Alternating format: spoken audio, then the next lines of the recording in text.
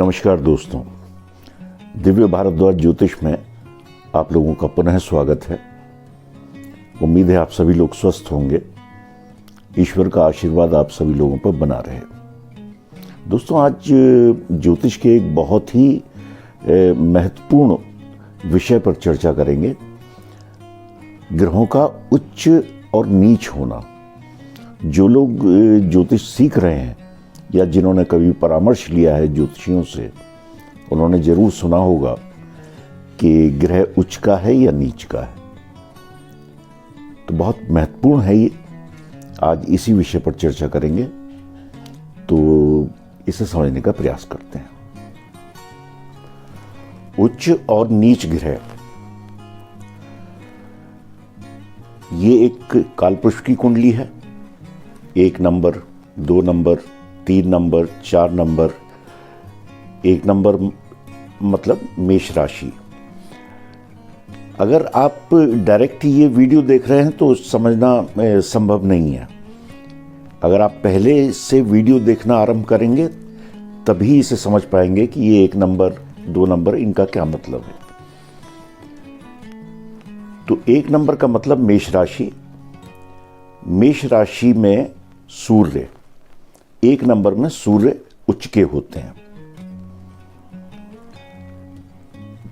2 number, अब 1 number में सूर्य उच्च के हैं। हर ग्रह जहां उच्च का है उससे ठीक 7वें घर में वो नीच का होगा। जैसे सूर्य हैं 1 नंबर मतलब मेष राशि में उच्च के हुए, इससे ठीक 7वें घर में 1, 2, 3, 4, 5, 6, 7, 7वां घर मतलब तुला राशि। तुला राशि में सूर्य नीच के होंगे। आपकी कुंडली में कहीं भी सूर्य अगर लिखा हुआ है और 1 नंबर लिखा हुआ है, 1 नंबर में सूर्य बैठे हैं, इसका मतलब उच्च के हैं। 7 नंबर में अगर सूर्य लिखा हुआ है तो इसका मतलब सूर्य नीच के हैं। इसी प्रकार चंद्रमा और राहु, ये 2 नंबर मतलब वृष राशि में उच्च के होते हैं और 8 नंबर मतलब वृश्चिक राशि में ये नीच के होते हैं। 3 नंबर मतलब मिथुन राशि, राहु यहां पे उच्च के होते हैं और 9 नंबर यानी धनु राशि, यहां पे वो नीच के होते हैं। राहु को 2 जगह उच्च का और नीच का माना गया है। कई जगह राहु को मिथुन में उच्च का मानते हैं, कई जगह वृष राशि में राहु को उच्च का मानते हैं। 4 नंबर मतलब कर्क राशि, कर्क राशि में गुरुदेव यानी बृहस्पति देव ये उच्च के होते हैं और इसके ठीक सामने इनका 7वां घर यही होगा। यहां से गिन लें 1, 2, 3, 4, 5, 6, 7। इसके ठीक सामने वाला घर मतलब मकर राशि। 10 नंबर का मतलब मकर राशि। मकर राशि में बृहस्पति देव नीच के होंगे। कोई भी ग्रह जहां भी है उससे ठीक 7वें घर में वो नीच का होगा। इसी प्रकार ये देखें 5 नंबर में कोई उच्च का नीच का नहीं है। 6 नंबर कन्या राशि। कन्या राशि बुध की अपनी राशि है। सिर्फ बुध देव हैं जो अपनी ही राशि में, स्वराशि होने के बाद अपनी ही राशि में उच्च के भी होते हैं। बुध देव 6 नंबर में उच्च के हैं। उसके ठीक 7वें घर में 1, 2, 3, 4, 5, 6, 7, 7 नंबर हो गया। ये 12 नंबर का घर। 12 नंबर का मतलब मीन राशि। मीन राशि में बुध देव नीच के होंगे। इसी प्रकार शनिदेव 7 नंबर। 7 नंबर का मतलब तुला राशि। तुला राशि में शनिदेव उच्च के होंगे और उससे ठीक 7वें घर में, यहां से गिनेंगे 7वां यही आएगा। 1, 2, 3, 4, 5, 6, 7। तो शनिदेव तुला राशि में उच्च के होंगे, मेष राशि में नीच के हो जाएंगे।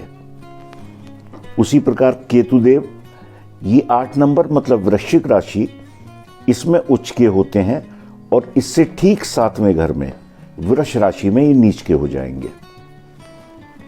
इसी प्रकार 9 नंबर धनु राशि, धनु राशि में केतुदेव उच्च के होंगे और इससे ठीक 7वें घर में मिथुन राशि में वो नीच के हो जाएंगे। इसी तरह मंगल देव मकर राशि, 10 नंबर का मतलब मकर राशि, मकर में मंगल देव उच्च के होते हैं और इससे ठीक 7वें घर में कर्क राशि में 4 नंबर में वो नीच के होंगे। मतलब आपकी कुंडली में कहीं भी लिखा हो मंगल देव अगर 10 नंबर में लिखे हैं इसका मतलब उच्च के हैं, 4 नंबर पे लिखे हैं इसका मतलब वो नीच के हैं। 11 नंबर में कोई ग्रह उच्च का नीच का नहीं होता।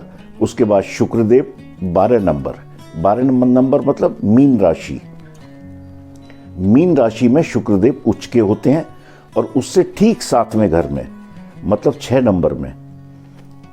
नंबर में शुक्रदेव नीच के होते हैं।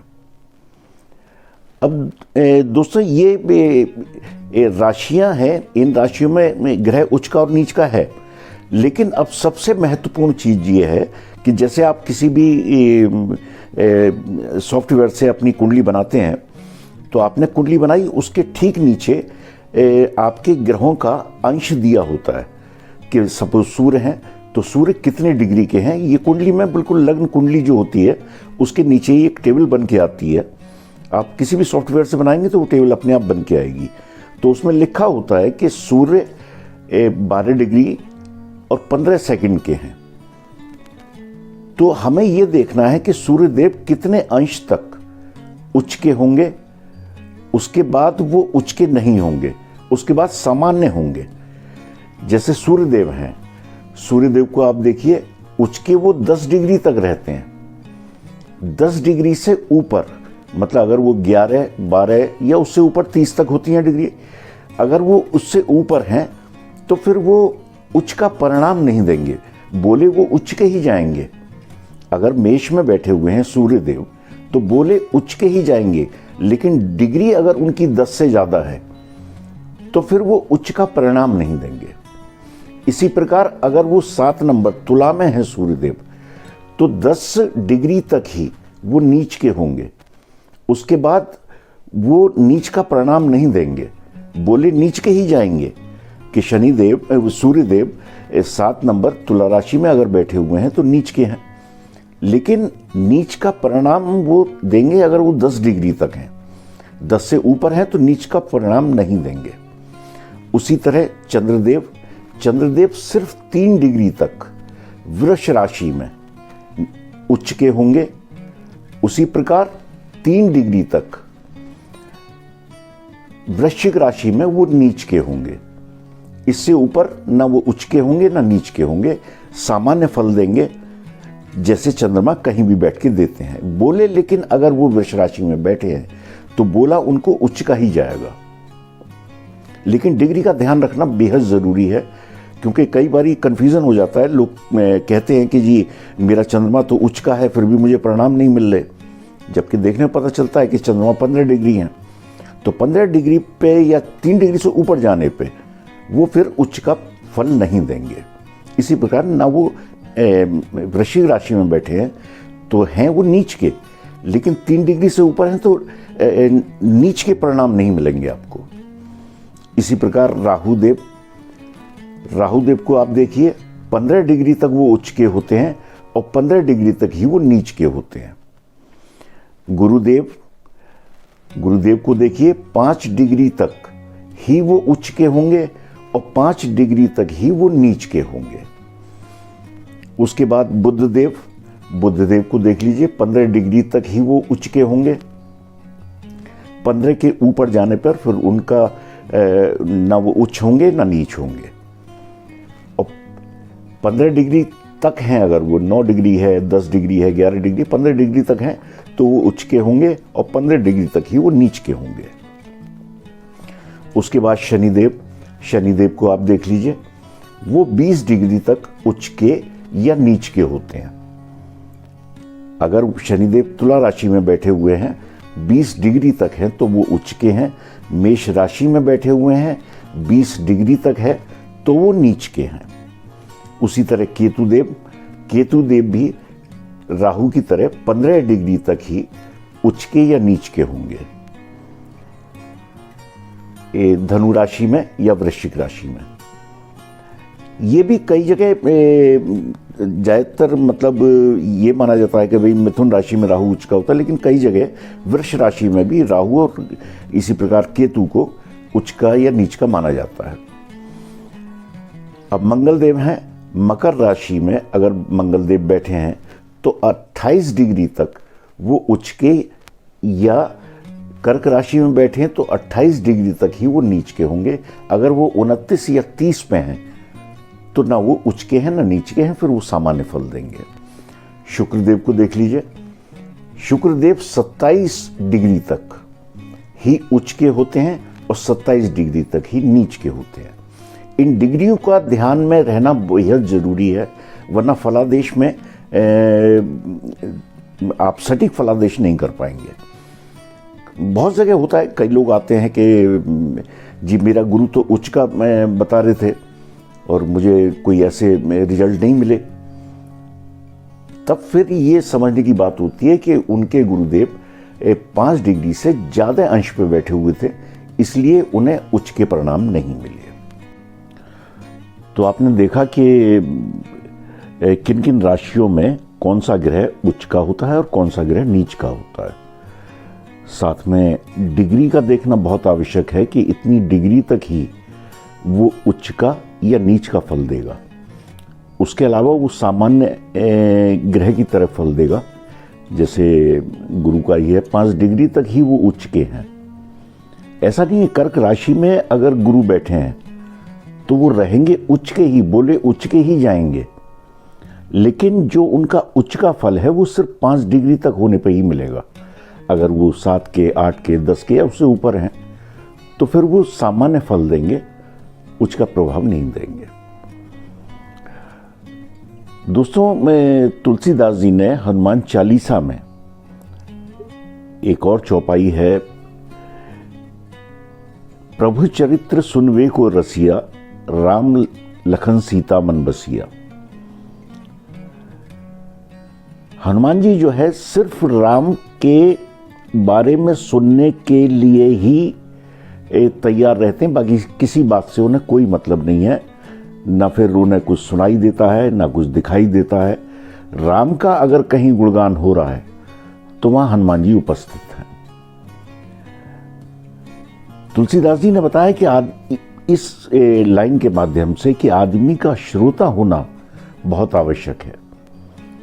आदमी को हमेशा सामने वाले की बात सुननी चाहिए। आप किसी भी प्रोफेशन में हो, सपोज आप डॉक्टर हैं, वकील हैं, या मैं तो कह रहा हूं जैसे ज्योतिष हैं, तो अगर आप सामने वाले की बात को सुनेंगे नहीं तो सामने वाला अपनी बात को आपके सामने रखेगा कैसे। तो एक श्रोता होना बहुत आवश्यक है। तो प्रभु चरित्र सुनवे को रसिया, राम लखन सीता मन बसिया। राम, लक्ष्मण और सीता ही उनके मन में बसे हुए हैं।